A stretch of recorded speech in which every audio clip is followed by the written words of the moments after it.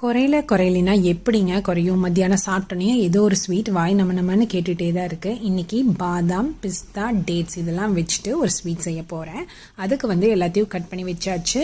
ஒரு மிக்சி ஜாரில் அரை மூடி தேங்காய் எடுத்துருக்கிறேன். பாதாம், பிஸ்தா, அதுக்கப்புறம் டேட்ஸ் எல்லாத்தையும் போட்டுட்டு கொரப்பாக இந்தளவுக்கு எடுத்துக்கலாம்.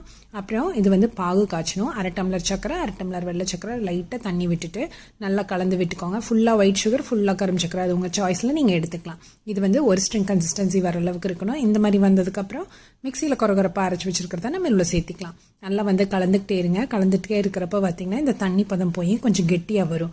அப்போ பார்த்திங்கன்னா தட்டத்தில் மாற்றி ஊற்றிக்கலாம். இதை மாற்றி ஊற்றிட்டு நல்லா ஆறுனதுக்கப்புறமா நீங்கள் எடுத்துக்கலாம். இது பீஸ் போட முடியாதுங்க, அல்வா மாதிரி தான் இருக்கும்.